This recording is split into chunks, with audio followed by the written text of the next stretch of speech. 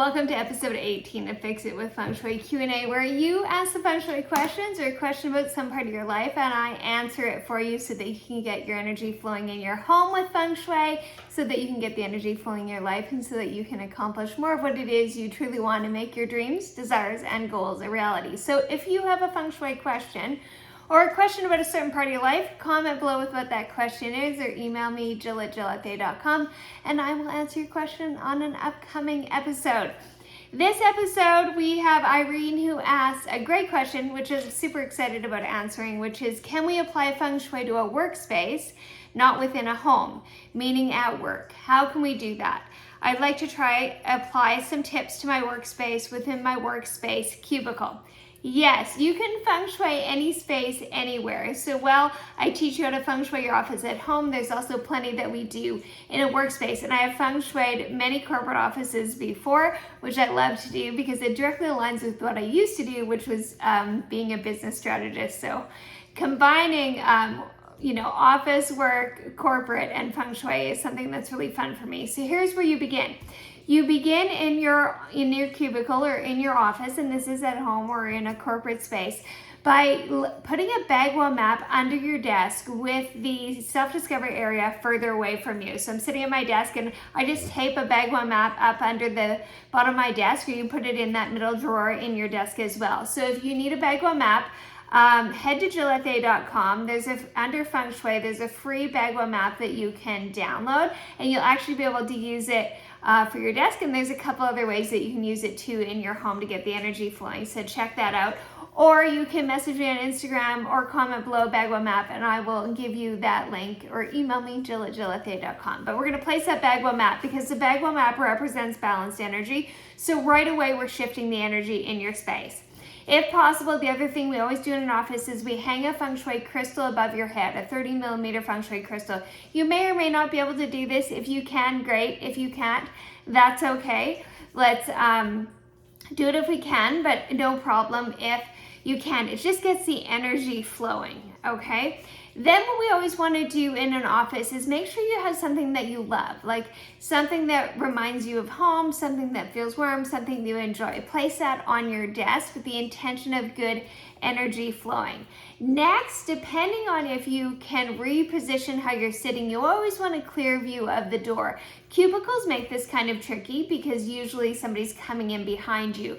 So if you don't have a clear view of like how people are coming into your office and you can't move your desk to position it that way, what you want to do is you want to place something red on the back of your chair, or I like to put a red line of like tape underneath the chair, and red secures your position, and so all of a sudden you're creating a big energy shift when you're doing that.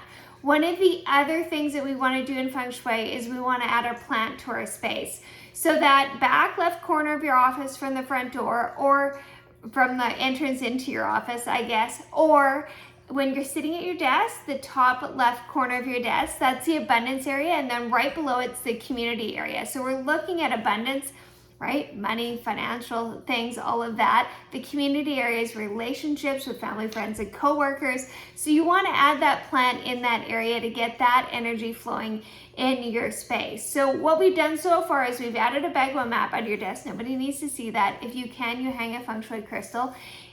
You want to add that plant to the abundance area or the community area, or both, right? Kind of put it in between the both to get that energy flowing in your space. You're adding red to the back of your chair or underneath your chair if you don't have a clear view of the door to secure your position. And the other thing I want you to do is I want you to add some earth energy now, if you're in an office, when you're standing in the door, that's the back right corner of your office is a relationship area. If you're sitting at your desk like I am, it's the top right corner of your desk. I have an Instagram reel about this too, so go check that out.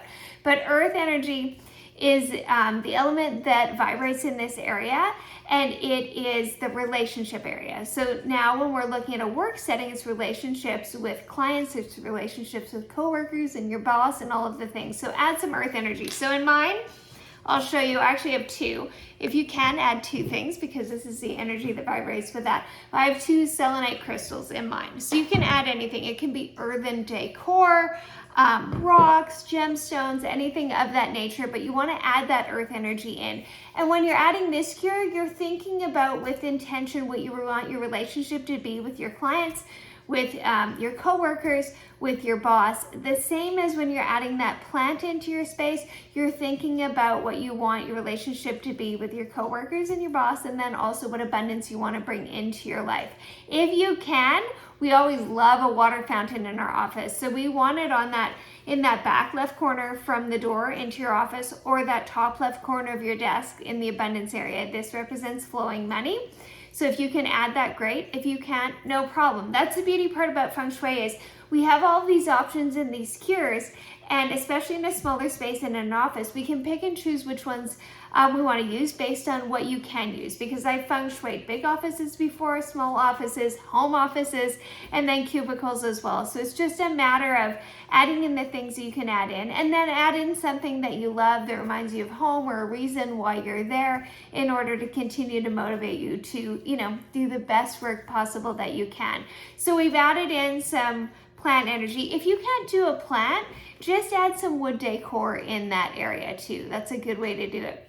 The other thing you want to do is any sort of certifications that you've received, or a degree or anything like that, you're going to put in your self-discovery area, which is your reputation area when it comes to business and work.